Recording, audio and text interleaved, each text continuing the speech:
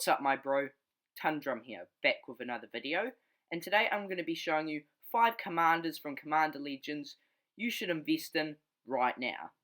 Now, Commander Legends was a special set that was released a few months back. Now, Commander Legends, it was pretty much a set built entirely around Commander. It was full of Commander staples, really interesting new cards from Commander, and yeah, it was just full of all that.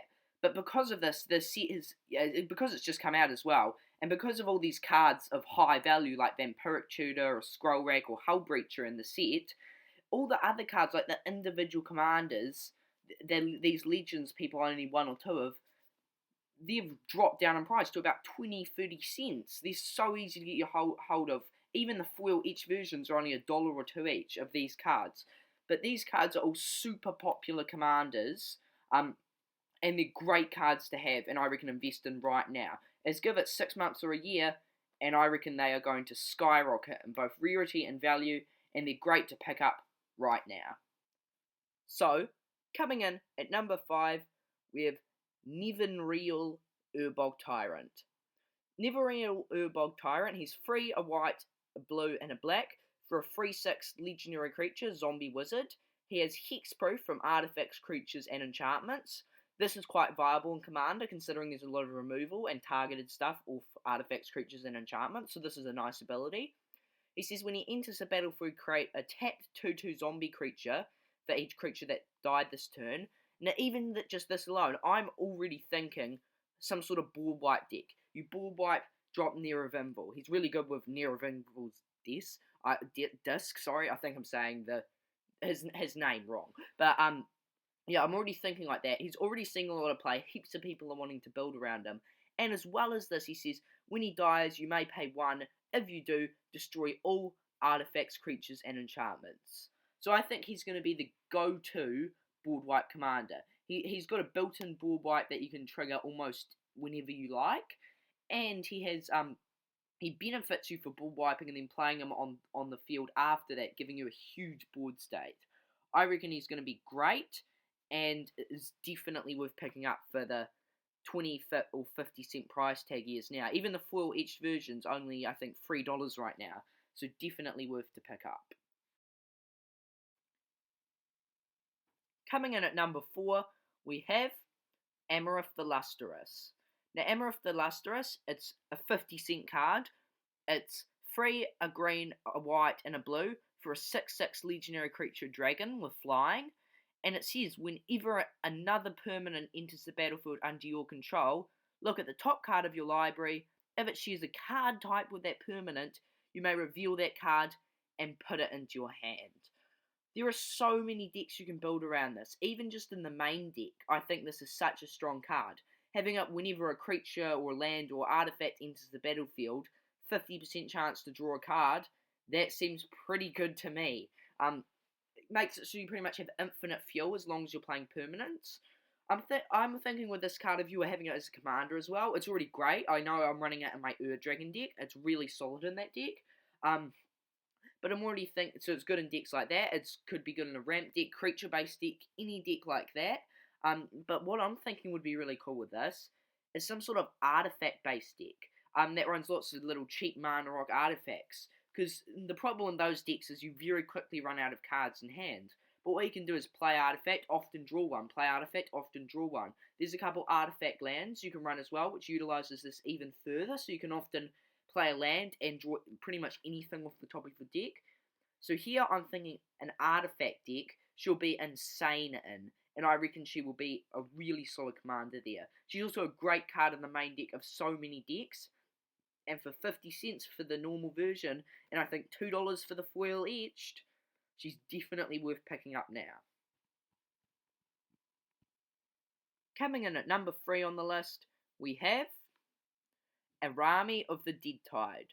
Now, Arami of the Deadtide is a free mana 1/4 legendary creature, Merfolk Wizard. It says tap, exile cards from your graveyard equal to the number of opponents you have.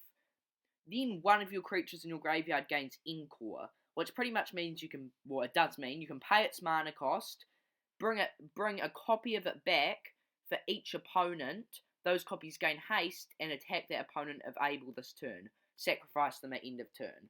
So pretty much what this does is you build a graveyard-based deck with her. She exiles stuff from your graveyard and lets you resurrect multiple copies of a creature with haste for 1 turn. She's really solid, and she's really interesting commander, very unique. And another reason is she's really popular right now. I have seen a lot of people at my LGS using her. If you go on EDHREC, which I sometimes use, you can go on EDHREC and you look at top commanders.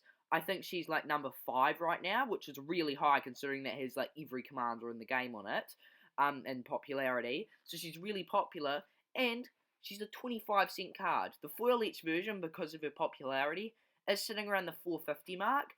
That's still pretty cheap for a really popular commander. I reckon pick her up, build a deck out of her, and I reckon she's going to be great. 25 cents, you don't really have anything to lose if you do buy a few copies of her. I think this is a great card and definitely worth picking up now. Coming in at number 2, we have Obeca Brute Chronologist. This is another 50-cent card. It's 1, a blue, a black, and a red for a free 4 legendary ogre wizard, and then she can tap to say the player whose turn it is may end the turn. Now this is a really useful ability in Commander. If you've got something really annoying like a Cyclonic Rift played on your turn, you can just end the turn. Your opponents, they're being destroyed, you can end the turn. It kind of just says it's really, really hard for your opponents to do anything at instant speed that would damage you or one of your friends in the game. She's a really interesting card. I run her in the main deck of a few of my decks, and she has been very interesting, very fun to play. A bit awkward for my enemies, actually. It's always been great, the games I have played her. And another thing is, right now, outside of the number 1 card on this list, I think she's sitting at on EDH, like the number 2 most popular commander. I've seen at least 3 or 4 people build decks out of her recently at my LGS. And yeah, and she's so popular, but she's only 50 cents. The full each version, I think, is $3.50 or something. So you should definitely pick up at least a copy or 2. She's really fun to play if you just want to build her on herself. I'd say also definitely worth the investment, either as a commander or in the main deck. She's a really cool card. And coming in at number 1, we have Liza, Shroud of Dusk. Now, Liza, Shroud of Dusk, I recently, I saw a spoil and I was like, oh, this is going to be a cool card. I immediately built a deck and did a deck tick on it. That video is now by far my most popular video. I wondered why. I was like, why is this random deck tick being the best out of all my videos? So I went and looked her up, and Liza is just insanely popular. You go on EDHREC, she's by far the number 1 commander. I've built a deck out of her, and I love her. I've seen so many people at my local game store build a deck out of her. She's just really cool and really unique. And price tag, 50 cents. The foil each version I think is about $5, but even that is so cheap. So I reckon she's definitely worth picking up as many as you can right now, because considering right now she's the most popular commander in the game, she's probably not gonna, as for like new decks, she's not gonna really drop that much. She can't fall that much, right? And as the supply of her slowly dies down, the demand of anything will just get higher. And she's not really the type of card wizards. They're not going to reprint it in a normal set. I highly doubt they're going to use it as in an EDH pre-con, because they're not going to build a commander deck out of a card they've already printed. They've never done that. And she's not going to be in the deck because she has that commander ability. It's not the type of thing wizards would do that with. It's just weird.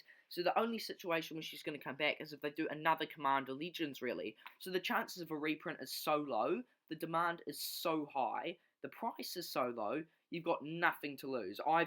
Even though I've already got my full each version for my commander, I just go and whenever I see it in someone's folder, I just pull it out. Because doing a trade, it's 50 cents added, more cards I have to give to them. But in the future, I reckon just the regular version is going to be $3, $4, $5, maybe even $10 or $15.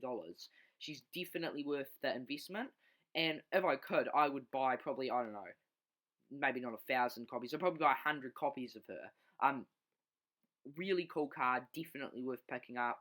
I would highly advise you guys just pick up 3 or 4 of her. Really, yeah, definitely worth the investment. And yeah, guys, that concludes the video. I hope you enjoyed. If you want to see more from me, make sure to leave a like and subscribe, and I hope to see you next time.